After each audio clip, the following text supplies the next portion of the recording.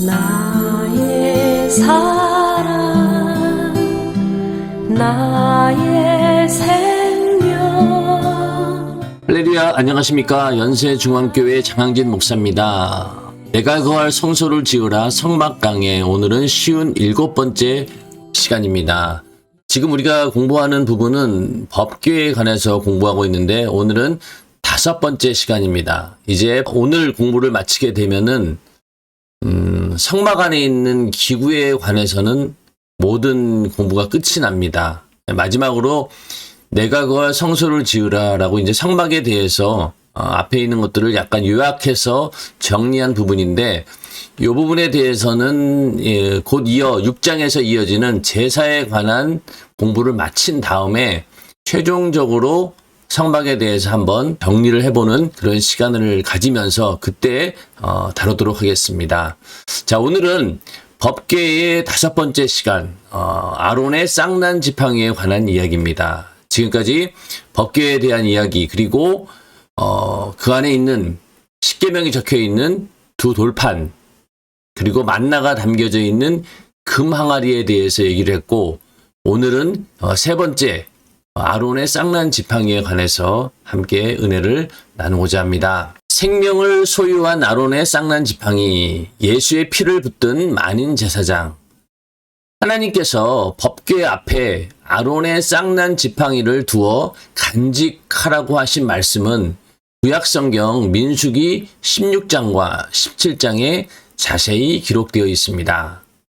가나안 땅 정복을 막 시작하려는 시점에서 레위 자손인 고라와 르우벤 자손인 다단, 아비람, 벨렛의 아들 온이 이스라엘 백성의 지도자 모세와 대제사장 아론에게 불만을 품고 당을 지어 반역을 일으켰습니다.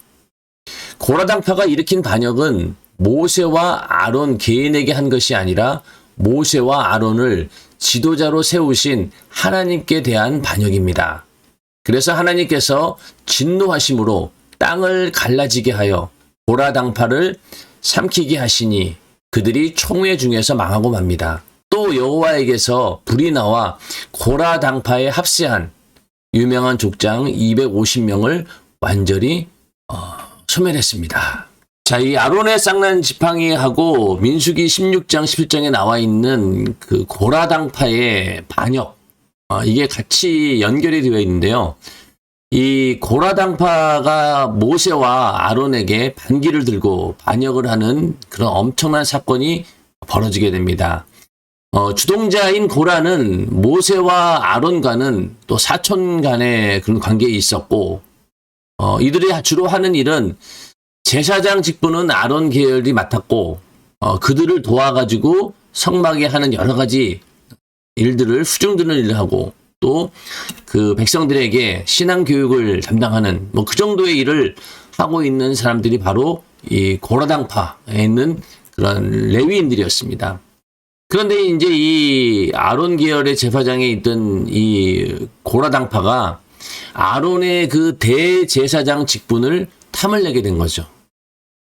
그리고 또 거기에 동조했던 르우벤 자손의 다단, 아비람, 이런 사람들은 이 르우벤 지파가 어떤 지파입니까? 야곱의 첫째 아들이죠. 장자 지파예요. 그럼에도 불구하고 이 다른 지파에 비해서 이게 자기들의 그 장자로서의 그런 대우를 받지 못하고 있다라는 그런 생각을 하게 된 거죠. 그리고 그동안 오랫동안 그 르우벤 지파가 좀 밀려 있었다라는 그런 생각 때문에 이번 기회에 이 르우벤 지파를 장자 지파로서 그 명예와 지위를 회복해 봐야 되겠다라는 그런 정치적인 야심을 가지고 이 고라당파와 이제 반역에 합세를 하게 된 거죠. 그래서 그 당시에 이제 제사장들은 그 하나님께 올려드리는 제사를 직접 집례하는 그런 사역을 하고 있었고, 일반 레위인들은 그 제사장을 도와하는 일들이 있었는데 그 가운데 이제 허들의 일들이 많았겠죠. 그리고 아무리 레위인들이 똑똑하다 하더라도 그들은 제사장이 될 수가 없었어요. 그들은 제사장이 될 수가 없었고 오직 아론의 후손들만 제사장들이 될 수 있었던 거죠. 그러니 그런 근본적인 하나님께서 세우신 법칙임에도 불구하고 거기에 불만을 품게 된 거죠. 이 수많은 이스라엘 백성들이 광야를 지나서 이제 거의 가나안 땅에 이제 왔을 때 보니까 그 모세가 누리고 있는 그런 정치적인 그런 힘, 또 아론이 가지고 있던 그 종교적인 그런 힘, 이런 것들이 그들에겐 부러웠던 거예요. 또 그것을 잘만 이용만 하게 되면은 그 이스라엘 백성들이 가지고 있던 그런 모든 재물 같은 것들을 자기들도 쓸 수 있겠다, 가질 수 있겠다라고 하는 그런 탐욕도 그 안에 들어 있었던 거죠. 그래서 이제 이 고라를 중심으로 해서 반역이 일어납니다. 그래서 제일 먼저 이 반역에 대해서 하나님의 심판이 임했던 거죠. 왜냐면은 여기 아까 읽으신 말씀처럼 이 고라 당파가 일으킨 반역은 모세와 아론 개인에게 한 게 아니라는 거죠.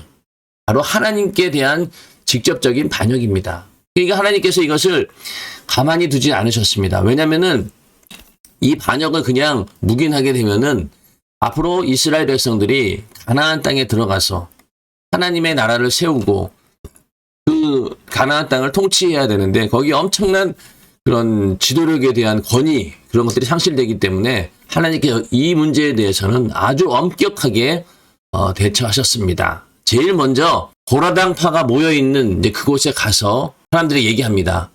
지금 하나님의 심판이 임할 것이다. 너희가 이 고라를 지지할 것이냐 아니할 것이냐. 거기에 대해서 너희가 분명히 의사를 표현해라. 그러니까 이제 사람들이 너무 두려우니까 이 고라당파가 있던 그 구역에서 막 멀리 떨어져가지고 이제 피하기 시작합니다. 그런데 결국 끝까지 남아있던 그 고라 그 자손들, 그 함께 있던 가족들은 하나님께서 갑자기 그 땅이 갈라지게 함으로 인해서 전부 다 그냥 그 땅 안에 그냥 빠져버린 거예요.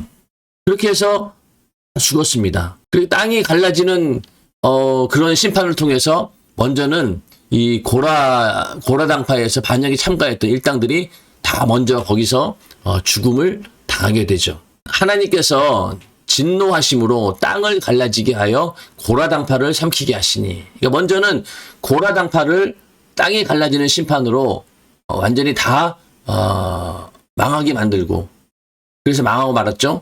그 다음에 그 고라당파에 합세했던 그 당시 족장들이 있었습니다. 고라당파에 합세했던 그런 족장들이 있었는데 그 족장의 수가 250명이에요.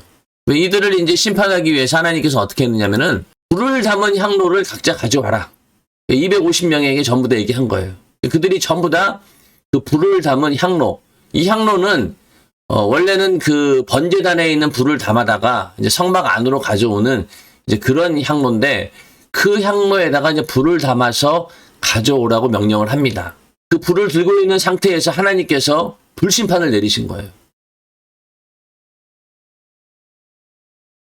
그래가지고 그 불이 내려와가지고 그 250명이 다 죽어버린 겁니다.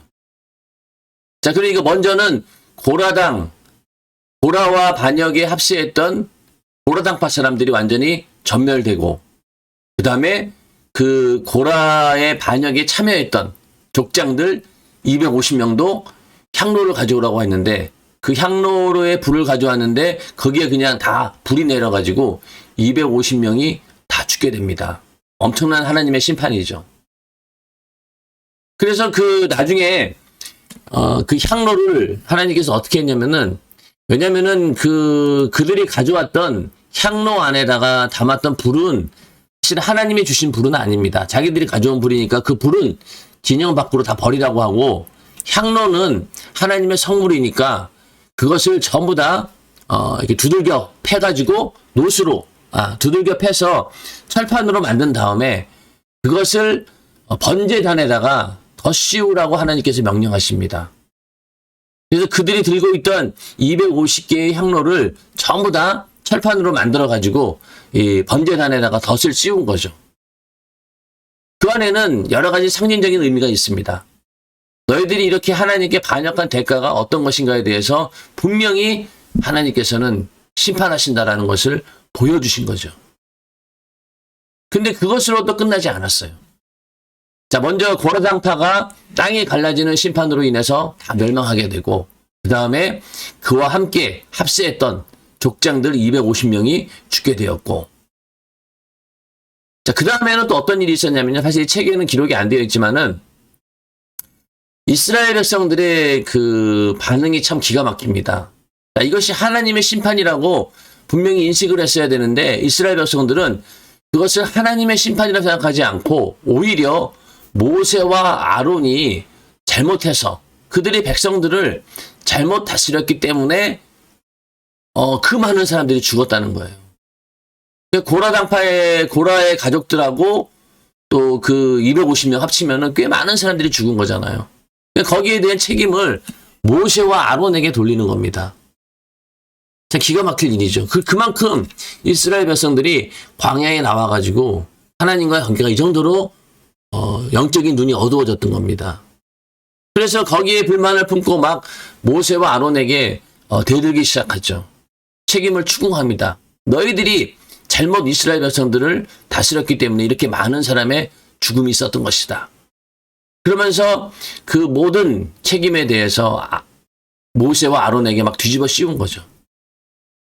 그러자 또 하나님의 재앙이 임하게 됩니다. 바로 전염병이 이스라엘 백성들에게 갑자기 번져나가기 시작하죠. 그거를 빨리 알게 된 모세와 아론은 이제 아론이 그 전염병이 막 번져가는 현장에 가서 향로에 향을 피우고 또 하나님께 속죄제를 올리자 전염병이 사라진 거예요. 이때 전염병으로 죽은 사람들이 몇 명이냐면 14,700명입니다. 엄청난 수죠. 그러니까 먼저는 고라당파가 하나님으로부터 심판을 받았고 그 다음에 거기 반역에 동조했던 그런 족장들 250명이 심판을 받았고 이스라엘 백성들도 14,700명이라고 하는 엄청난 수가 전염병으로 죽게 되었습니다. 그래서 먼저는 고라당파 거기에는 땅이 갈라지는 지진의 심판, 그리고 반역에 동조했던 250명에게는 불심판, 그리고 이 모든 죽음을 모세와 아론의 탓으로 돌리며 원망했던 이스라엘 백성들에게는 악성 전염병 심판을 내리게 하심으로 하나님의 엄청난 심판이 이스라엘 백성에 임한 거죠. 그러면서 하나님께서는 이 부분에 대해서 명확하게 더 이상은 이 아론의 그 제사장권에 대해서 도전하지 못하도록 하나님께서 이제 또 명령을 하십니다. 그 부분이 여기 나와 있는 부분인데, 뒤이어 하나님께서는 이스라엘 백성이 더는 대제사장 아론을 얕보지 못하게 하고 하나님께 대한 원망을 쏟아내지 못하게 하려고 12지파에 지팡이 하나씩을 가져오게 하여 그 지팡이에 족장의 이름을 써서 법궤 앞에 두라고 하셨습니다. 레위 지파는 족장을 세우지 않았기에 아론의 이름을 쓰게 하셨습니다. 자, 그래서 하나님께서는 더 이상 이 아론을 얕보지 못하게 하고 권위를 세워주기 위해서, 그래서 더 이상 하나님께 대한 원망을 쏟아내지 못하게 하기 위해서 이렇게 12지파에게 지팡이를 하나씩 가져오게 합니다. 그리고 거기다 이제 이름을 다 쓴 거죠. 족장 이름들을. 근데 이제 레위 지파는 족장이 없기 때문에 아론의 이름을 그냥 쓴 겁니다. 이튿날 보니 증거의 장막 안에 둔 12지팡이 가운데 아론의 이름을 쓴 지팡이에만 움이 돋고 순이 나고 꽃이 피어 살구 열매가 열렸습니다. 순이 나고 꽃이 피어 살구 열매가 열렸습니다. 하나님께서는 이 사건으로 아론을 대제사장으로 택하여 세우셨다는 확실한 표징을 보여주셨습니다. 자, 이 마른 지팡이에서 싹이 나고 열매가 열린다라고 하는 것은 이거는 정말로 초자연적인 하나님의 이적입니다. 이걸 누가 설명할 수 있겠어요? 그것도 짧은 기간 내에 다음날 하루도 안 걸린 거잖아요. 이건 하나님께서 하신 일입니다. 거기에 대해서 이스라엘 백성들은 깜짝 놀라면서 더 이상은 반역을 했다가는 하나님의 더 큰 심판이 임하겠구나. 그러면서 그때 이스라엘 백성들이 통곡을 하면서 울게 됩니다. 이제는 우리가 하나님께 나아갈 수 있는 길이 완전히 막혔구나. 이제 조금만 잘못해도 우리는 저렇게 엄청난 심판을 받게 되는구나 하면서 하나님에 대한 두려움이 더 커지게 되죠. 하나님의 의도는 그것은 아니었습니다. 이스라엘 백성들이 하나님이 정하신 규례를 잘 지키고 그 권위를 잘 인정하고 모세와 아론의 지도에 잘 따라서 순종했다라고 하면은 이런 일들이 벌어지지 않았겠죠.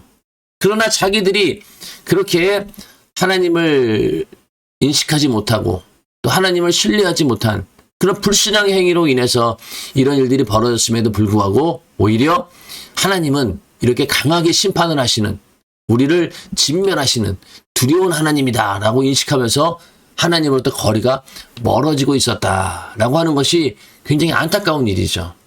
오늘날도 마찬가지로 우리가 잘못하고 있으면서, 내가 죄 가운데 있으면서 하나님께서 나를 멀리 하신 것처럼 오해를 하게 됩니다. 그래서 조금만 문제가 생기고 또 어려운 일을 닥치게 되면은 하나님을 원망하게 되고, 하나님께서 하나님을 두려운 존재로 이해하면서 가까이 하려고 하지 않는다는 거죠. 그러나 하나님이 원하시는 것은 그런 것이 아니죠. 더 우리와 친밀한 교제를 원하시고 더 가까이 하기를 원하십니다. 그래서 죄를 내어놓고 회개하여 더 하나님과 가까이 와서 교제하기를 원하시는데 우리는 그것을 피하고 있는 그런 상황이죠. 이스라엘 백성들이 딱 그런 상황입니다. 하나님께서는 이 사건을 통해서 아론을 대제사장으로 택하여 세우셨다는 확실한 표징을 보여주신 겁니다. 자, 그렇게 해서 이 법궤에는 세 가지, 아론의 쌍난 지팡이와 함께 먼저는 뭐가 있었죠? 십계명을 기록한 돌판 2개, 그 다음에 만나를 담은 금항아리, 이렇게 총 3가지가 있었는데 이게 이제 이 법궤 안에 이것이 있다가 나중에 가서 가나안에 정착한 다음에 사사 시대를 거치면서 만나 항아리와 아론의 쌍난 지팡이는 분실하게 없어져 버린 거예요. 손실돼 버린 겁니다. 그리고 이제 십계명 2돌판만이 이제 솔로몬 시대까지 남아있게 되었던 거죠. 그래서 이 아론의 쌍난 지팡이가 과연 어디 갔을까? 그리고 만나를 담았던 그 금 항아리는 어디 갔을까? 사라져 버렸습니다. 이제는 돌판 몇 개는 없었던 것이죠. 자, 그렇게 해서 이 아론의 쌍난 지팡이는 이제 그런 의미가 있죠. 이처럼 구약 시대에는 레위 지파 중에서도 아론의 혈통이 제사장이 되었습니다. 제사장은 이스라엘 백성이 잘못한 죄를 대신 짊어지고 하나님께 나아가 제사를 드렸으며 제사가 상달하지 못하면 현장에서 죽을 수도 있었기에 제사장은 목숨을 들고 제사를 지냈습니다. 자, 이게 그 당시 구약 시대에 제사장들이 하던 일들이었죠. 아무나 될 수 없었습니다. 레위 지파 중에서도 아론의 혈통, 그들만 제사장이 되었던 것이죠. 보라가 반역을 일으킨 이유도 이 부분이 불만인 거예요. 왜 아론의 혈통만 제사장이 될 수 있느냐? 우리도 할 수 있다. 그렇게 반역을 한 거죠. 그러나 하나님께서 분명히 그 아론의 쌍난 지팡이 그 사건을 통해서 제사장은 오직 아론의 혈통에서만 나온다. 이거를 분명히 하셨던 겁니다. 이건 구약시대 이야기입니다. 그래서 이 제사장들은 하나님께 제사를 드리는 그런 사명이 있었는데 좋은 일만 있는 건 아니에요. 제사가 상달되지 못하면 그냥 죽었으니까. 그리고 그 아론의 두 아들도 그 다른 불을 가져다가 드림으로 인해서 그 자리에서 죽고 말지 않았습니까? 그러니까 제사장들이라 할지라도 이 하나님의 심판에 대해서는 예외가 없습니다. 뭐 더 봐주는 게 없어요. 오히려 더 엄격하죠.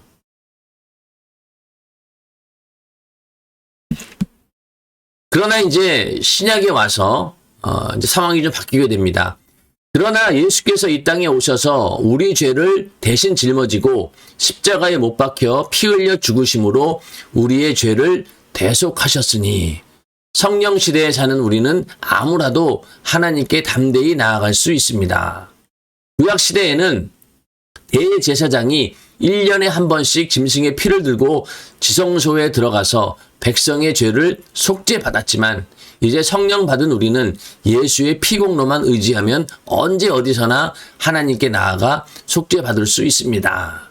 자, 이것은 어떤 이유 때문에 그렇습니까? 예수님께서 직접 대제사장이 되시고 또 희생 제물이 되셨기 때문에 가능한 일입니다. 그 한 번의 제사로 인해서 모든 인류가 이제는 누구든지 제사장이 되어서 피를 들고 나가기만 하면은, 과거에는 짐승의 피를 들고 나갔지만은 이제는 예수의 피를 들고 나가게 되면은, 그 얘기는 결국 뭐예요? 예수의 피의 공로 의지해서 내 죄를 사함받았다라고 하는 그런 고백을 가지고 나아가면은 하나님께서는 우리를 다 받아주신다는 거예요. 그게 바로 오늘날 하나님께 올려드리는 예배죠. 그래서 이제 성령 받은 우리, 성령 받았다라고 하는 것은 예수의 피의 공로가 우리 안에 있다라고 확증받고 인치심을 받은 거잖아요. 그래서 우리 성령 받은 사람들은 예수의 피의 공로만 의지하면 언제든지 죄를 가지고 회개할 때 속죄함 받을 수 있는, 이런 하나님이 이제는 보이지 않는 이 예수 그리스도로 인해서 이 보이지 않는 이 영적 예배를 통해서 우리의 죄를 사해 주시고 더 나아가서 우리를 만나 주시는 그런 일들이 벌어지게 되는 것이죠. 이게 바로 오늘날 예수 믿는 자들에게 주어진 축복입니다. 그래서 우리를 예수 그리스도로 말미암아 하나님이 기쁘게 받으실 신령한 제사를 드릴 거룩한 제사장이라고 했고, 베드로전서 2장 5절 말씀이죠. 이때부터 우리는 신령한 제사를 드리는 거예요. 동물 희생으로 드리는 그런 과거의 그런 제사가 아니라 신령과 진정으로 드려지는 예배, 그것을 드리는 이제 거룩한 제사장이라는 거죠. 우리는 제사장의 직분이 된 자, 우리는 이제 제사장의 직분을 가진 자들입니다. 또 우리를 택하신 족속이요, 왕 같은 제사장들이요, 거룩한 나라요, 그의 소유된 백성이라고 했습니다. 우리는 모두 예수의 피로 말미암아 제사장이 되었습니다. 그러므로 우리가 자랑할 것도, 영원히 사모할 것도, 최후에 붙들고 천국에 갈 것도 오직 예수의 피 공로뿐입니다. 예수의 피 공로만 붙들면 귀신도 비켜라, 저주도 비켜라, 질병도 비켜라, 죄악도 비켜라, 지옥도 비켜라 하고 당당히 명령할 권리가 있습니다. 우리는 예수의 피를 가지고 살며 또 이 피를 운반하는 제사장입니다. 자, 제사장의 그 직분은 하나님을 만날 수 있는 그런 자격을 갖고 있다. 하나님께 제사를 드림으로 인해서 이스라엘 백성과 하나님을 연결시켜주는 그런 역할을 담당하는 직분이 바로 제사장입니다. 그러나 이제 예수 그리스도께서 십자가에 달려 피 흘리고 죽으신 그 이후로는 모든 사람들이 그 예수의 피만 들고 나가면은 제사장이 되어서 하나님을 만날 수 있다는 거예요. 그러면은 그 제사장이 가지고 있는 권세가 죄사함을 받을 수 있는, 죄사함을 받게 하는 그런 중간에 통로 역할을 했듯이 이 제사장에는 그런 권세가 있는 거잖아요. 그러니 이 악한 영과의 싸움에 있어서도, 이 마귀 역사의 싸움에 있어서도 이 제사장 앞에는 이 마귀들이 벌벌 떱니다. 왜? 죄를 사해주는 그 하나님의 그 권세를 이임받는 자니까. 그러니 얼마나 이게 두려운 일이에요. 그래서 마귀 역사가 그 앞에 꼼짝도 못하는 겁니다. 왕 같은 제사장이라고 했잖아요. 왕의 권세 앞에 누가 감당할 수 있겠냐는 거죠. 우리는 예수로 인해서 왕 같은 제사장이 되었고 또 거룩한 제사장이 되었습니다. 거룩한 제사장은 우리에게 죄가 없다는 얘기잖아요. 죄를 가져오는 마귀 역사의 지배로부터 벗어났다는 겁니다. 이제는 그 영향을 받지 않는다는 거죠. 그러니까 우리가 이 악한 마귀를 대적할 때 귀신도 떠나가라, 저주, 질병, 이 지옥 다 떠나가, 예수 이름으로 떠나가 이러면은 떠나갈 수밖에 없는 거예요. 왜? 우리의 그런 권세가 있기 때문에. 그래서 우리는 거룩한 제사장이고 또 왕 같은 권세를 가진 제사장들이다. 누가? 예수의 피공로를 믿고 고백한 그런 예수 믿는 사람들이 권세가 있다는 겁니다. 많은 사람들이 교회의 목사들에게 마치 이런 권한이 다 있는 것처럼 착각하시는 분들이 있어요. 이 목사라고 하는 직분은 과거의 제사장하고는 달라요. 물론 여러 가지 중복되는 그런 부분도 있긴 합니다. 교회라고 하는 공동체를 하나님께서 세우시고 또 거기에 성령의 감독자로 목회자를 세웠기 때문에 그런 면에 있어서 권위는 있죠. 그러나 일반적인 하나님과의 관계 속에서 제사장은 누구든지 될 수 있는 거예요. 누구든지 하나님께 나가서 회개하며 죄사함 받을 수 있는 권리가 있고, 또 그 제사장으로서의 그 권리로 인해서 왕 같은 제사장이 했으니까 그 권세가 믿는 자들에게 있다는 겁니다. 그러니까 병 고치는 거, 귀신을 쫓아내는 거, 저주를 몰아내는 것, 또 기도해서 응답받는 것, 누구든지 믿음만 있으면 할 수 있는 일이에요. 그래서 예를 들면은 집에 갑자기 아이가 아프다, 또 가족 중에 누가 아프다 그러면은 내가 기도해도 되는 겁니다. 그 기도할 수 있는 병을 고치고 귀신을 쫓아내는 그런 권세를 목회자들에게만 주어진 게 아니라는 거죠. 믿는 자들에게 따르는 표적이라고 했잖아요. 그러니까 우리는 그 제사장에 대한 그 인식을 똑바로 해야 되는 겁니다.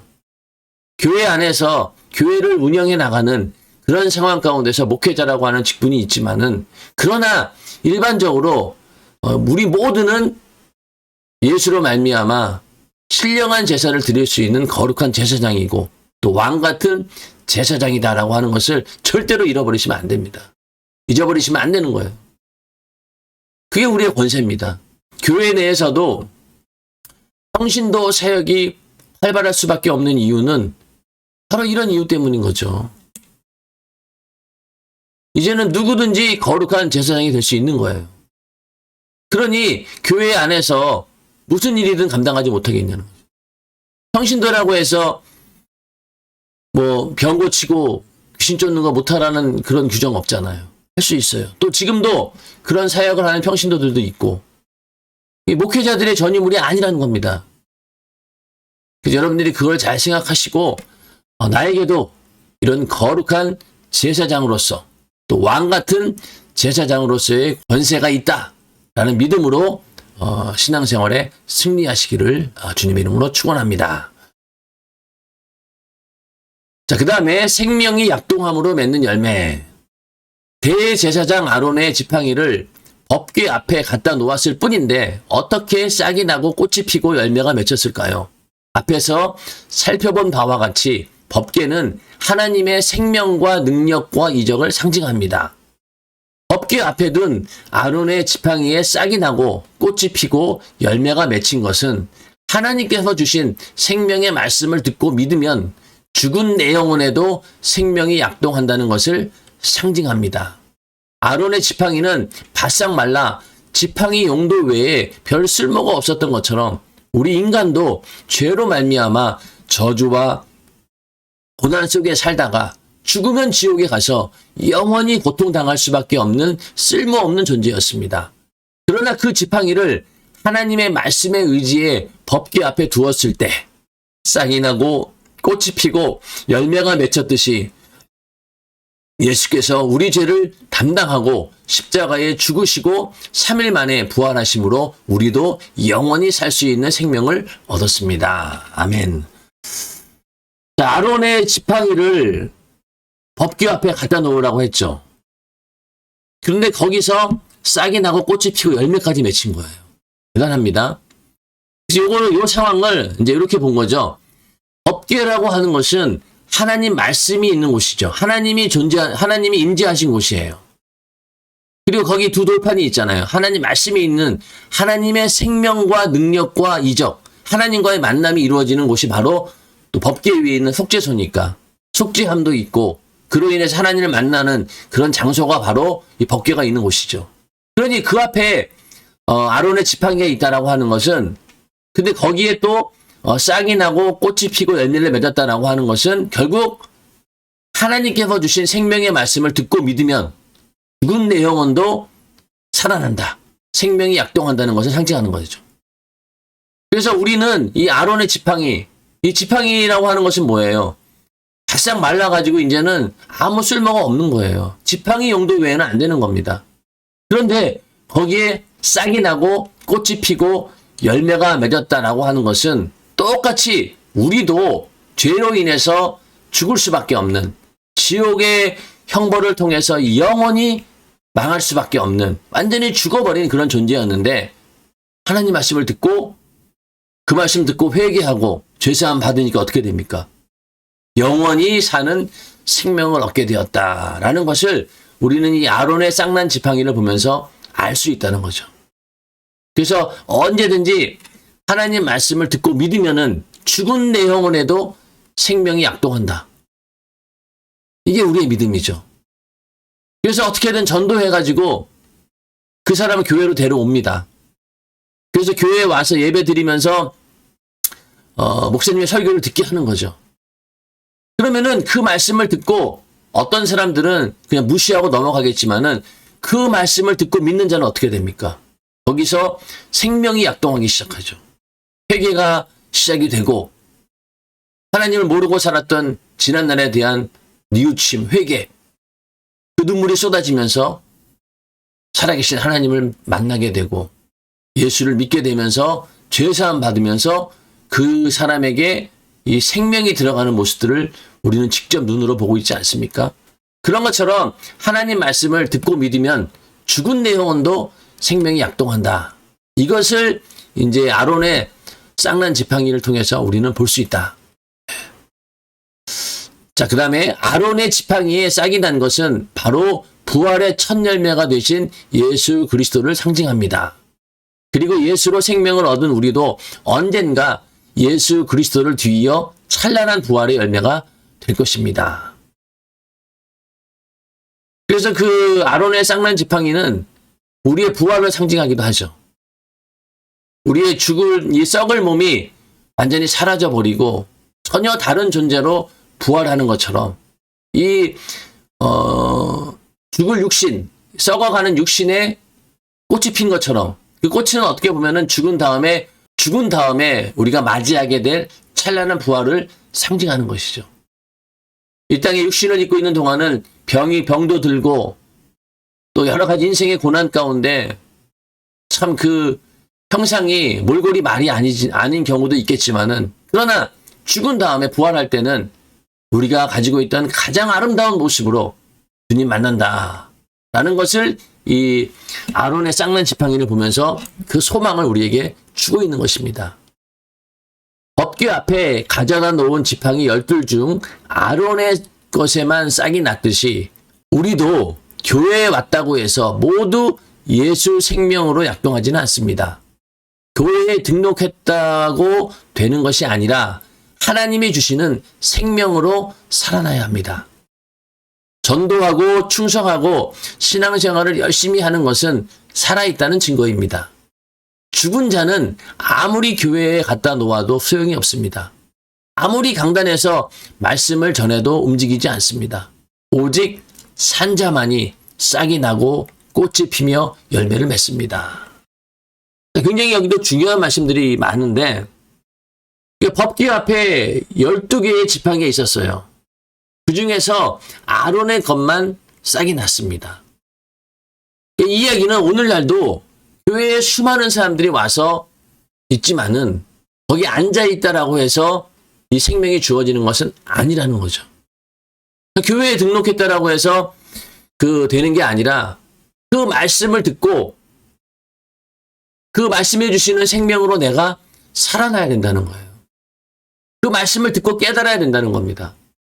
만약에 교회에만 와서 앉혀만 놓아서 이런 생명을 얻을 수 있다라고 하면 얼마나 좋겠습니까? 하나님의 구속사역은 그렇게 이루어지지 않습니다. 반드시 내가 하나님 말씀에 반응을 하고 깨닫고 하나님 말씀을 들어보니 내가 죄인이구나. 이 죄를 어찌할까? 예수의 피 공로가 내 죄를 사해 주셨구나. 내가 그 공로 의지에서 회개합니다. 그렇게 자기 자신이 인격적으로 하나님과의 관계 속에서 그런 고백이 있어야지만이 그 안에 예수의 생명, 속죄의 은혜가 넘쳐나는 것이지 그게 없이는 안 되는 거예요. 그러니까 교회에 아무리 앉아있다라고 해서 또 교회에 와서 등록했다라고 해서 그런 생명이 주어지는 게 아니라는 겁니다. 그리고 더 나가서 전도하고 충성하고 신앙생활 열심히 하는 것 그것도 괜히 되는 게 아니잖아요. 뭔가 나에게 하나님이 주시는 생명이 들어왔기 때문에 그 말씀에 은혜 받았기 때문에 그렇게 움직이는 거예요.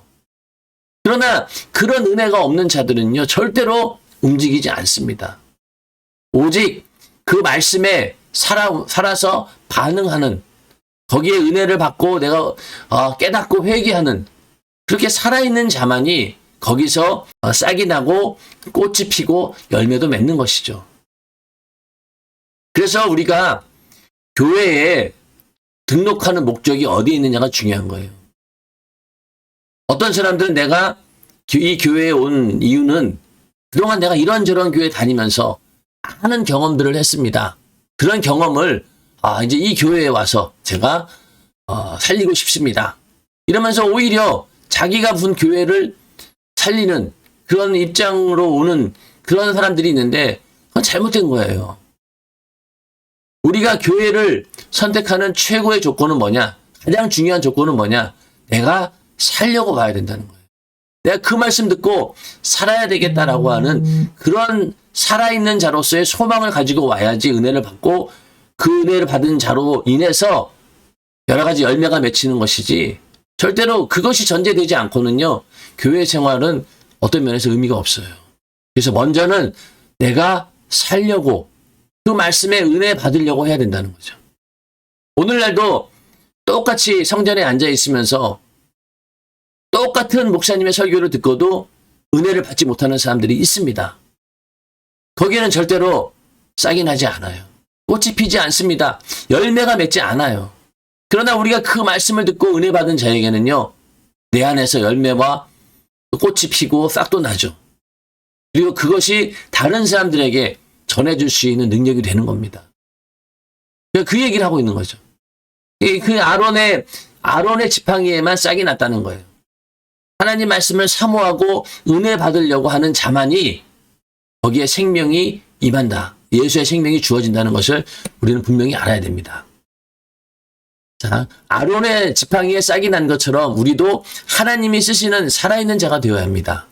내가 길이요 진리요 생명이니 나로 말미암지 않고는 아버지께로 올 자가 없느니라 하신 것처럼 우리는 예수라는 이름이 적힌 살아있는 지팡이가 되어야 합니다.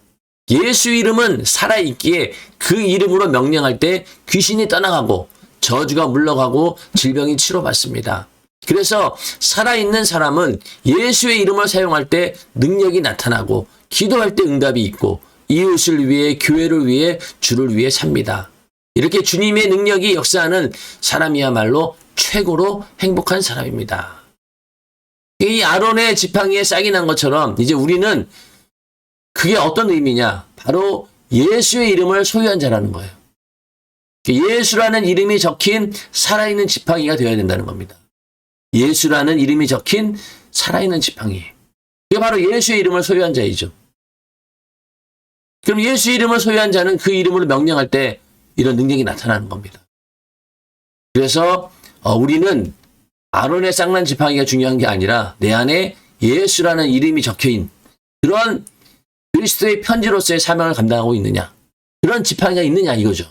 모세가 그 지팡이로 이적을 보이면서 바로를 압도하지 않았습니까? 또 그 지팡이로 홍해를 갈랐어요. 그 지팡이가 가는 곳마다 이스라엘 백성들을 하나님께 인도할 수 있는 그런 지도력이 그 가운데 있었습니다. 물론 지팡이 자체는 아니지만 하나님께서 부여하신 권세가 그렇다는 거예요. 그런 것처럼 오늘날 우리에게 예수의 이름이 있다라고 하면은 모세보다도 더 큰 능력을 나타낼 수 있는 건 당연한 거죠. 그 능력이 우리 안에 있기를 주님의 이름으로 축원합니다. 그런 사람이 최고로 행복한 사람이라는 거죠. 자, 그 다음에 주님께 바짝 붙어 있는 사람. 레위 지파는 하나님께서 택하신 제사장 지파로서 성막을 다 지은 후에도 성막을 섬기고 하나님께 드리는 제사를 전적으로 수종 들었으며 하나님께 상달한 제사를 통해 하나님과 직접 만났습니다. 첫 대제사장이었던 아론은 항상 모세 가까이에서 그가 하나님께 지시받은 대로 행하는 일을 적극 도왔습니다. 모세가 이스라엘 백성을 출애굽하게 하려고 이스라엘 장로들을 만날 때부터 하나님께서는 아론과 함께 가라고 명령하셨고 모세는 그 이후에도 항상 아론을 선봉장으로 내세웠습니다. 그 아론이 모세의 형이긴 한데 하나님께서 아론을 이제 세운 거예요. 모세가 나는 말주변도 없고 그럴 능력이 없다라고 하니까 야 그럼 네 형 모세가 있지 않느냐? 형을 붙여주었어요. 그래서 이제 형을 항상 선봉장으로 세우긴 했는데 사실은 아론도 실수가 있는 그런 사람이었죠. 그냥 그 실수가 무엇입니까? 이스라엘 백성들로 하여금 금송아지를 만들게 해놓고 그게 하나님이다라고 해서 우상을 숭배하게 했던 그런 죄악을 또 짓게 했던 그런 자이기도 하죠. 모세가 하나님께 그 십계명을 받기 위해서 시내산에 올라갔는데 내려오지 않으니까 불안한 마음에 금송아지 만들어가지고 이스라엘을 선동한 그 죄가 아론에게도 있어요. 그러나 하나님께서는 그 아론을 끝까지 세워주시고 그 이후로 이 모세와 함께 하면서 아론을 선봉장으로 세우게 됩니다. 그 이후로 아론은 틀어짐 없이 항상 모세를 수종 들면서 그 대제사장 직분을 잘 감당하였습니다. 그 가운데서 출애굽기 17장을 보면 이스라엘과 아멜렉의 전투 중에 모세가 산 꼭대기에서 하나님께 두 손을 들고 간절히 기도하는 장면이 나옵니다. 모세의 두 손이 올라가면 이스라엘이 이기고 손이 내려가면 아말렉이 이겼는데 힘에 붙인 모세의 손이 자꾸만 내려왔습니다. 그러자 아론이 훌과 함께 더불어 모세 곁에 바짝 붙어서 모세의 두 손을 잡아 올림으로 이스라엘을 승리로 이끌었습니다. 너무나 우리 잘 알고 있는 아론과 훌에 대한 이야기죠. 아론과 훌이 양쪽에서 모세의 손을 받쳐주고 기도에 승리했기 때문에 이스라엘이 이 전쟁에서 승리할 수 있었다. 그 모세의 지도력은 어디서 나오느냐? 바로 이 아론과 훌과 같은 옆에서 수종드는 사람들이 있어야지만이 모세의 지도력이 더 온전해진다는 것을 우리는 이 사건을 통해서 알 수 있는 것이죠. 이렇듯 오늘날의 교회에는 주의 종 곁에 바짝 붙고 하나님 말씀에 바짝 붙어서 수종드는 아론과 훌 같은 자가 많이 있어야 합니다. 은혜 받아 성령이 충만하고 주님께 크게 쓰임받고 싶으면 주님께서 쓰시는 주의 종에게 바짝 붙어서 한치도 착오 없이 복음을 잘 수종 들어야 합니다.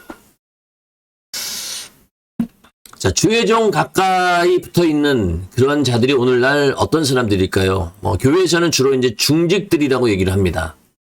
중직들은 교회에 여러 가지 일들이 있지만은 그 가운데서도 중요한 직책을 맡은 자들을 말하는 것이죠. 그만큼 목회자와 가까이 있는 그런 사람들을 말하는데 교회의 중직이 되는 것이 이렇게 쉬운 일은 아니죠. 오랫동안 주님과의 관계 속에서 흠이 없어야 되고 교회가 정한 어떤 규정에 맞는 그런 자들이 중직들로 세워지게 되는데 그렇게 쓰임받고 싶길 원한다고 하면은 먼저 계속 그런 교회의 방침에 절대적으로 순종하고 그래서 그러한 어떤 신뢰감이 있어야 되는 건데 그 얘기는 결국 뭐냐? 주의 종에게 바짝 붙어 있어야 된다는 것. 이 얘기는 먼저는요. 담임 목사의 그 설교에 은혜 받는 자들이 되어야 된다는 거예요. 이게 가장 제일 중요해요. 그러니까 주의 종에서 주의 종에게 바짝 붙어 있다는 이야기가 그냥 물리적인 그런 거리 관계 속에서 가까이 수정드는 예를 들면은 수행 비서 같은 그런 사람이 되어야 된다는 얘기가 아니라요. 이 얘기는 그 주의 종과 뭐라고 얘기되나요? 영적으로 이게 하나가 되어야 된다는 거예요. 그러니까 주의 종이 담임 목사가 설교하는 그 내용에 대해서 전혀 이의가 없어야 되고 거기에 대해서 반감도 없어야 되고 오히려 열렬히 지지하고 나는 그 말씀에 늘 은혜 받고 있습니다. 라는 그런 사람이 바로 주의 종 곁에 바짝 붙어 있는 자를 의미하는 겁니다. 이게 먼저 되어야 되는 거예요. 그런 자들을 하나님께서도 이 주의 종, 목회자 근처에 두고 쓰신다는 겁니다. 여러분들이 그 중직이 된 사람들을 잘 보시면은요, 다 담임 목사님의 그 설교에 은혜 받고 그런대로 다 체험이 있는 사람들이죠. 병고침을 받거나 아니면 문제를 해결했거나 너무나 큰 은혜를 받았기 때문에 그 주의 종 곁에 있고 싶은 거예요. 그런 마음가짐이 되었을 때 물리적으로도 주의 종 곁에 있게 된다는 거죠. 그래서 주의 종은 누구를 말하는 겁니까? 오늘날 교회를 움직이는 성령의 감독자로 세우신 목회자, 담임 목사를 의미하는 겁니다. 자, 신앙생활 할 때도 아론과 같이 앞장서서 진취적으로 하는 사람이 있고 뒤에서 끌려오거나 힘들어서 못 가겠다고 버티는 사람이 있습니다. 과연 하나님께서는 누구를 쓰시겠습니까? 함께하기 힘들다고 버티는 사람을 선봉장으로 쓰시겠습니까? 가지가 나무에서 떨어지면 절로 말라지듯이 하나님과 함께하지 못하는 자, 하나님과 끊어진 자는 절대로 싹을 내거나 열매를 맺을 수 없습니다. 하나님께서 세우신 주의 종에게 불순종함으로 분리된 자도 마찬가지입니다. 주의 종이 못나고 무식하고 남들이 볼 때 보잘것없어 보여도 하나님이 보실 때는 그 종에게서 싹이 나고 잎이 나고 꽃이 피고 열매를 맺는다고 인정하시기에 쓰시는 것입니다. 주님을 사랑하고 섬기며 주님 심정을 잘 알아서 자기 일을 해줄 수 있다고 믿기에 쓰십니다. 자, 아론처럼 앞장서는 그런 사람들이 있으면 얼마나 좋겠습니까? 그런데 대부분 교회나 어디를 가도 그런 사람들은 열이면은 한두 명? 항상 그렇게 그런 진취적인 사람들로 인해서 교회가 움직여 갑니다. 뒤에서 끌려오거나 힘들어서 못하겠다는 사람들도 항상 존재하고 있죠. 그러나 이 교회를 이끌어갈 때는 이렇게 주의 종을 중심으로 진취적으로 아론처럼 믿음을 가지고 앞서 나가려고 하는, 또 주의 종을 따라서 같이 함께 하려고 하는 그런 자를 쓰신다는 겁니다. 그러나 그렇지 않고 오히려 담임 목사의 설교에 은혜 받지 못하고 뒤처지는 사람들은요, 절대로 짝도 내지 못하고 열매를 맺지 못합니다. 그럼 결국 나중에 어떻게 되겠어요? 분리돼요. 떨어져 나갑니다. 그래서 제일 먼저는 교회 담임 목사의 설교에 은혜를 받지 못하면은요, 거기서부터 시작이 되는 거예요. 그때부터 주의 종에 대한 권위가 나에게서는 이미 멀어져 가고 있다는 거죠. 결국 그럼 어떻게 되는 거예요? 싹이 안 나죠. 열매도 안 맺힙니다. 그래서 아무리 그 목회자가 평신도들 보기에, 성도들 보기에 외형적으로 또 외적으로 갖춘 그런 것들이 좀 부족해 보이고 그런다 할지라도 그 권위에 절대 도전해서는 안 된다. 그 목회자가 정말 하나님이 쓰시는 그런 목회자라고 하면은 반드시 꽃이 피고 열매가 맺는 거죠. 그걸 하나님께서는 믿고 그렇게 담임 목사에게 권위를 주신 겁니다. 그 말에 우리는 순종할 책임이 있는 것이죠.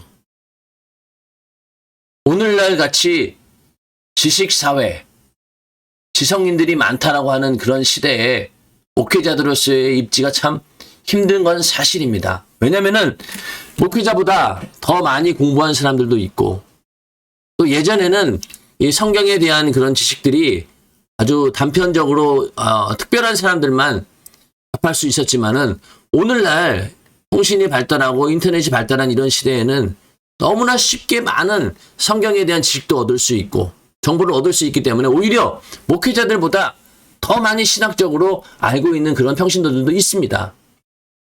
근데 과연 그것이 좋은 일만은 아니라는 거죠. 오히려 그런 지식으로 인해서 목회자들의 권위를 무시하게 되고, 그 사람이나 나나, 목회자나 나나, 다를 게 뭐가 있어. 아까 그 말씀드린 것처럼 나도 제사장이야. 만인 제사장이라고 하는 그런 것을 오히려 역이용해서 교회의 그 권위를 자기 스스로 무너뜨리는 그런 사람들도 있습니다. 그건 참 위험한 생각이에요. 성령이 감독자로 세웠다는 것. 그러니까 예수의 피로 구원받은 우리들을 하나님께서 그냥 두지 않으시고 성령의 감독자를 세우고 교회를 통해서 우리의 신앙을 보호하고 계신다는 것을 우리는 알아야 됩니다.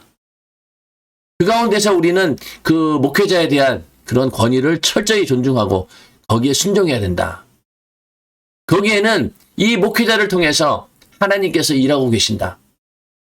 그러니까 아론의 지팡이에만 싹이 나고 잎이 나고 꽃이 피고 열매가 맺었다는 사실을 알기 때문에 이스라엘 백성들이 순종했던 것처럼 오늘날도 이 주의 종 담임 목사는 그런 능력이 있다는 것을 알고 있기 때문에 우리도 그 권위에 존중하고 또 순종하는 것입니다. 자, 모세가 무슨 일이 생길 때마다 대제사장 아론을 불러 이스라엘 백성에게 하나님의 명령을 전하여 실행하게 한 것은 그만큼 아론이 모세의 심정과 하나님의 심정을 잘 알아서 움직일 수 있다고 믿었기 때문입니다. 아론 역시 모세가 하나님이 움직이는 종인 것을 알았기에 순종했습니다.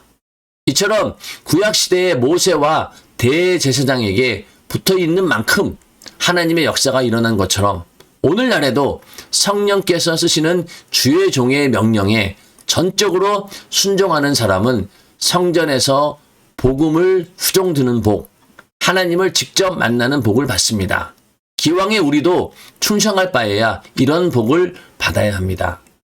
그렇다고 직장에 가지 말고 교회 일만 하라는 뜻이 아닙니다. 둘 다 하되 주님의 일을 우선하라는 말입니다. 그러니까 아론은 이 모세의 심정과 하나님의 심정을 다 잘 알았던 거죠. 잘 알아서 움직인 사람입니다. 그 모세와 아론이 서로 싸웠다라고 하는 얘기는 없어요, 성경에. 한 번도 없어요. 그만큼 아론은 형임에도 불구하고 철저하게 모세의 권위를 존중하고 순종했던 그런 자였죠. 그래서 자손으로 하여금 계속 제사장이 나올 수 있었던 것이죠. 오늘날 교회도 마찬가지로 주의 종의 명령에 전적으로 순종하는 사람들. 그러니까 담임 목사의 그 권위에 전적으로 순종하는 사람. 그런 사람이 하나님 말씀을 수종드는 그런 복, 교회에서 여러 가지 직분을 맡을 수 있는 것이고 그로 인해서 더 하나님과 가까이 하나님을 섬길 수 있는 그런 복을 받는다는 이야기입니다. 이해가 되시죠? 우리는 충성할 바에 이런 복을 받아야 된다는 거죠. 똑같이 교회에 다니면서도 어떤 사람들은 이런 복을 누리지 못한다는 거죠. 그냥 교회 형식적으로 와서 예배 드렸다라고 하는 것으로 내가 위안을 얻으려고 하는 사람들은 절대 이런 걸 누릴 수 없는 거죠. 그래서 우리는 먼저 하나님 말씀에 은혜 받되 담임 목사의 설교의 은혜를 받아야 되고 그 은혜 받은 그 은혜에 대한 감사로서 충성하면서 하나님께 나아갈 때 복음을 수종드는 복, 그러면서 하나님을 직접 만나는 그런 놀라운 체험들을 하게 된다라는 것입니다. 자, 살아있는 자만 하나님을 만난다. 이스라엘 12지파가 모두 족장의 이름을 쓴 지팡이를 모세에게 가져왔고 그것을 법궤 앞에 가져다 두었는데 왜 레위 지파인 아론의 이름을 쓴 지팡이에만 싹이 나고 꽃이 피고 살구 열매가 맺혔을까요? 당시 이스라엘 백성 중에 아론만이 모세와 더불어 하나님의 말씀과 뜻 앞에 살아있었기 때문입니다. 다시 말해 하나님의 섭리가 레위 지파 속에서 강하게 약동하고 있었기 때문입니다. 12지파 중에서 레위 지파인 아론의 지팡이에서만 싹이 나고 꽃이 피고 열매가 맺었을 때 나머지 11지파가 얼마나 부러웠겠습니까? 하나님께서는 하나님 앞에 살아있는 자를 만나주시고 그를 통해서만 마른 지팡이가 열매 맺는 이적을 일으키십니다. 또한 하나님의 뜻을 가지고 살아있어서 하나님이 친히 기업이 된 사람은 아무도 손대지 못합니다. 하나님의 섭리를 유산하면 안 되기 때문입니다. 오늘날에도 하나님 말씀에 은혜 받아 살아있는 사람은 삶 속에서도 말씀으로 열매를 맺습니다. 하나님 말씀이 자신의 기업이 되어 섭리를 이루는 삶을 살아갑니다. 교회에서는 설교 말씀에 아멘 하지만 세상에 나가서는 비신자와 똑같이 살아가는 사람과는 차원이 다른 생명력 있는 삶을 영위하는 것입니다. 자, 여기서 앞서도 그렇지만은 하나님의 섭리에 대한 이야기가 나옵니다. 그 아론의 지팡이에만 싹이 나고 꽃이 피고 열매를 맺었다라고 하는 것은요, 하나님의 섭리가 이 레위 지파 가운데 있다는 것을 말씀하고 있는 거예요. 똑같이 그 말씀 앞에 살아있는 자, 그런 자에게 하나님의 섭리가 오늘날에도 이어진다는 거죠.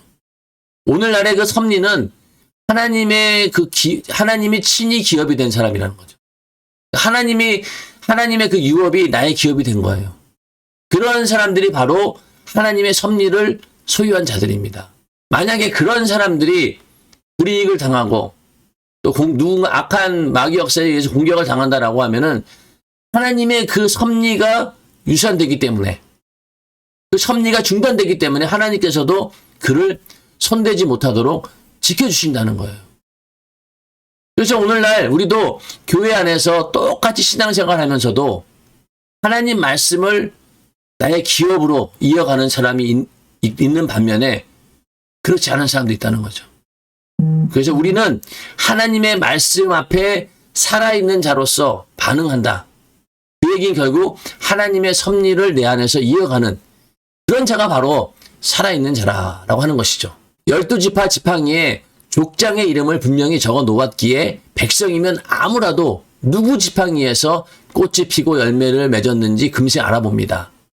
세상 사람들도 누가 진짜 예수 믿는 사람인지 그 삶을 보고 금세 알아봅니다. 그러므로 자기 자신의 신앙생활을 늘 돌아보아서 하나님 말씀 앞에 살아있으려고 몸부림쳐야 합니다. 내가 죽어 있으면 주님을 못 만나니 살아있어야 한다 하고 스스로 다짐해야 합니다. 이 말은 충성이 살아있고 믿음이 살아있고 감사가 살아있어야 한다는 의미입니다. 주를 향한 진실한 마음이 살아있고 하나님 말씀이 살아 역사하여 그 말씀이 나를 움직이게 해야 합니다. 그러니까 12지파 지팡이에 족장의 이름이 분명히 적어 놓았는데 그 이유는 뭘까요? 나중에 정말로 이 쌍난 지팡이가 어떤 거냐? 딱 보니까 아론의 이름이 적힌 거기만 나온 거예요. 그 얘기는 오늘날도 예수 믿는 사람들이 많지만은 정말로 진짜 예수 믿는 사람이 누구인지 삶을 보고 안다는 거예요. 아, 저 사람은 정말로 예수 믿는 사람이구나. 분명한 사람이구나라는 그런 게 보여진다는 거죠. 그 지팡이에 이름이 새겨 있는 것처럼. 그러니 우리도 이 아론의 쌍난 지팡이처럼 살아있어야지만이 누구든지 그걸 보고 야, 저 사람은 정말로 예수가 있는 사람이구나. 그거를 발견하게끔 해야 된다는 거예요. 평생 하나님 말씀이 오라면 오고 가라면 가는 자가 되어야 합니다.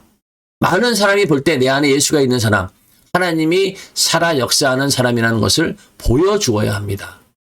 수반에 꽂힌 꽃은 뿌리에서 더는 진액을 공급받을 수 없기에 아무리 물을 갈아주어도 얼마 지나지 않고 죽고 맙니다. 마찬가지로 하나님 말씀을 듣고서도 은혜가 되지 않는다면 삶 속에서 그 말씀대로 움직일 수 없습니다.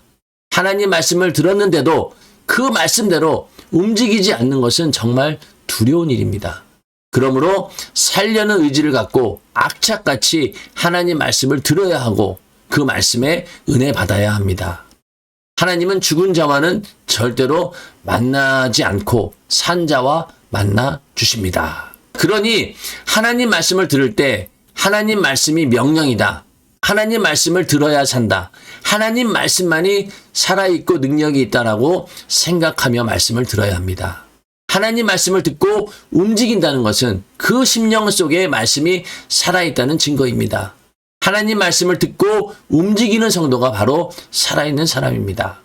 우리도 평생 하나님만을 기업으로 삼는 살아있는 자가 되어 하나님을 만나며 하나님의 보호를 받는 자가 되어야 합니다. 과연 내가 잎이 피고 꽃이 피고 열매를 맺고 있는지 잘 살펴보면서 절대 하나님께 버림받지 않는 삶을 살아야 하는 것입니다. 아멘. 그냥 쭉 읽기만 해도 다 이해가 되는 말씀이죠. 하나님 말씀 들을 때 은혜 받아야 된다.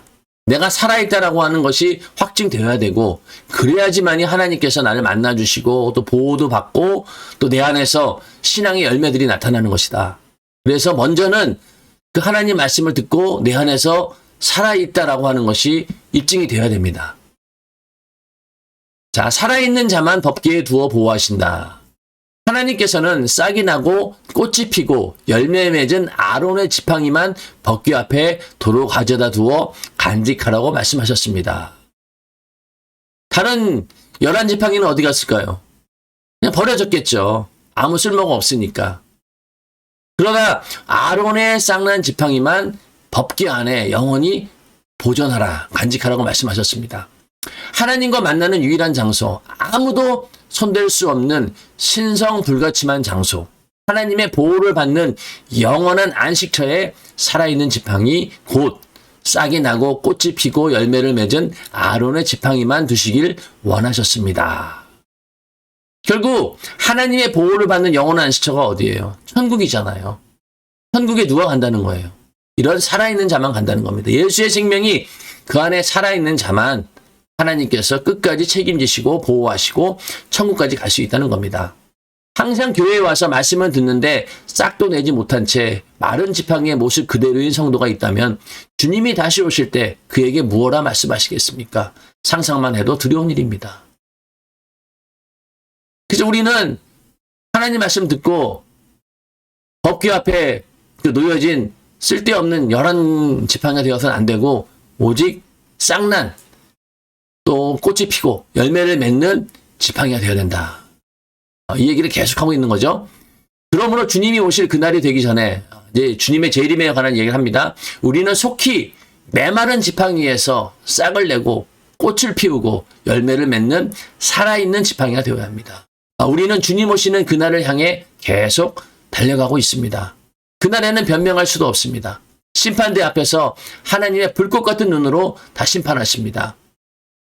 기록되었을 때 주께서 가라사대 내가 살았노니 모든 무릎이 내게 꿇을 것이요 모든 혀가 하나님께 자백하리라 하였느니라. 이러므로 우리 각인이 자기 일을 하나님께 짓고 하리라. 자, 그 결과에 대해서 언제 심판하시느냐? 우리가 하나님의 그 심판대에 갔을 때 모든 사람들이 그 백보자 심판 앞에 섰을 때 거기서 자기가 했던 일들을 하나님께 짓고 한다는 거예요. 여기서는 핑계할 수가 없습니다. 왜? 너무나 대낮같이 다 드러나기 때문에. 자기 스스로 직구할 수밖에 없는 거예요. 변명이 안 나와요. 그런 때가 온다는 거죠. 그러기 전에 우리는 이 메마른 지팡이가 아니라 싹을 내고 꽃을 피우고 열매를 맺는 살아있는 지팡이가 되어야 된다는 것이죠. 이때는 신앙 연조도 자랑할 수 없습니다. 살아서 열매를 맺었느냐만 묻습니다. 이때 땅을 치고 슬피 울며 이를 간들 무슨 소용이 있겠습니까? 하나님께서 12지팡이 중에 하나만 지성소 법궤 앞에 두라고 하셨음을 기억해야 합니다. 하나님 말씀과 섭리를 품은 살아있는 쌍난 지팡이만 하나님의 품속에 보호받는 것입니다.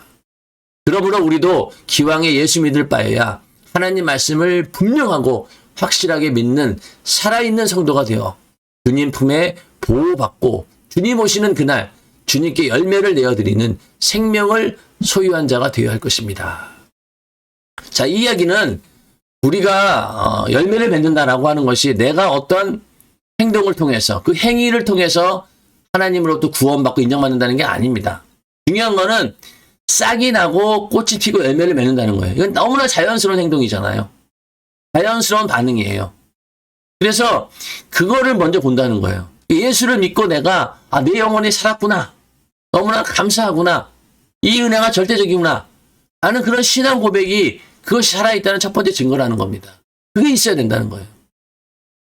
그 다음에 자연적으로 맺어지는 열매에 대해서 하나님께서는 그 열매를 보신다는 거죠. 그러므로 아무리 교회에서 대단한 일을 했다 할지라도 눈에 띄는 충성을 했다 할지라도 그 밑에 신앙 고백이 없고 감사와 기쁨으로 하지 않은 것에 대해서는 하나님께서 인정하지는 않습니다. 그래서 우리는 먼저는 예수를 믿고 그 신앙 고백 위에 나의 모든 것들을 세워야 되는 거예요. 그리고 그 신앙 고백이라고 하는 것도 교회에서 충성한다라고 봤을 때는 그 담임 목사의 설교의 은혜를 받은 자들이 그 교회에서 신앙생활하고 충성할 때 그것이 꽃이 되고 열매가 된다는 것이죠. 그럴 때 그런 성도를 하나님께서 보호해 주신다는 거죠. 아까 말씀드린 것처럼 그 안에 하나님의 기업이 있고 하나님의 섭리가 역사하고 있기 때문에 절대로 그를 버리지 않는다는 거예요. 그래서 알곡과 쭉정이의 얘기가 똑같은 얘기죠. 이 논밭에 많은 알곡이 있지만은 알곡처럼 보이는 쭉쟁이도 있다는 거예요. 더 나가서는 가라지들도 있는 거죠. 근데 우리는 뭐예요? 쭉정이와 가라지는 다 불에 타서 없어지지만은 결국 남는 건 알곡이에요. 12지팡이 가운데서도 꽃을 피우고 열매를 맺었던 싹이 났던 그 아론의 쌍난 지팡이만 영원히 법궤 앞에 두라고 했다는 사실을 명심하면서 천국과 지옥도 이렇게 구분이 된다는 겁니다. 그래서 우리는 하나님 곁에 보좌에서 영원히 행복한 삶을 누리는 영생을 소유한, 천국을 소유한 자가 되어야 된다라고 하는 것이 오늘 이 아론의 쌍난 지팡이에 대한 결론이기도 합니다. 자, 법궤에 관한 5번째 시간, 아론의 쌍난 지팡이에 대해서 우리 함께 은혜를 나누어 보았습니다. 이제 그 성막에 있는 모든 기구나 이런 것들에 대해서 이제 공부를 마쳤어요. 어떻게 보면 이제 오랜 시간이었지만은 지금까지 성막, 모든 성막에 대한 이야기들을 다 마치게 되었고, 이제 그 이후로 제사에 관한 이야기를 좀 더 덧붙여서 설명을 드리게 되면은 성막에 관해서 이제 우리는 전부 다 공부를 하게 되는 것이죠. 성경에서 굉장히 어려운 부분이기도 하고 또 깊이 하려고 하는 그런 내용이긴 하지만은 차근차근 이렇게 공부를 하다 보면은 금방 이해가 되고요. 나중에 이제 성경을 읽을 때마다 이 부분이 바로 그런 부분이었구나라는 것을 더 절실히 깨닫게 됩니다. 여러분들이 성경 읽을 때 자신감도 생기게 되고 이해가 되는 것이죠. 여러분들 이 강해를 제가 하는 강해였다라고 하면은 그렇게 강력하게 추천하지 않지만은 담임 목사님의 설교를 토대로 한 그 책을 그대로 읽고 있는 거기 때문에 여러분들이 그냥 그것만 보셔도 되긴 한데 읽어도 이해가 안 되는 분들이 있다고 하니까 제가 이렇게 강의를 하는 겁니다. 여러분들 잘 들어보시고요. 이런 그 강의나 교육, 성경에 대한 교육은요, 미루면 안 돼요. 어떤 분들은 내가 그래 오늘 못 들었으니까 1편부터 나중에 들어야지. 그렇게 하고 자꾸 미루다 보면은요, 절대 못 듣습니다. 그때는 오랫동안 시간을 투자해야 되잖아요. 그래서 이 동영상이 올라왔을 때마다 바쁘지만은 시간을 내서 빨리빨리 들으시고 내 것으로 만드는 게 중요하지, 미뤄 놓았다가는요, 나중 가서 절대로 다시 보지 않습니다. 여러분들 그걸 잘 명심하시고 끝까지 이 성막 여행에 함께 동행해 주시고요. 이제 얼마 남지 않았습니다. 마지막까지 함께 해주시고 또 주변에 많은 분들에게 소개해 주셔서 많은 분들이 이 성막에 대해서 알고 또 담임 목사님의 서서에 대해서 알릴 수 있는 그런 기회가 되기를 바라겠습니다. 점점 날씨가 더워지고 있습니다. 여름철 여러분들 건강 주의하시고 또 코로나 바이러스 방심하지 말고 끝까지 경각심을 가지고 나를 잘 지켜서 코로나 바이러스가 종결되는 그 순간 모든 사람들이 함께 예배하며 기도하고 전도하고 충성하는 그날 내가 더 사모하는 마음으로 주님 만날 수 있도록 그때를 위해서 준비하는 그런 시간들이 되시기를 주님의 이름으로 축원합니다. 오늘 강의는 여기서 마치겠습니다. 다음 주에 또 만나 뵙도록 하겠습니다. 감사합니다.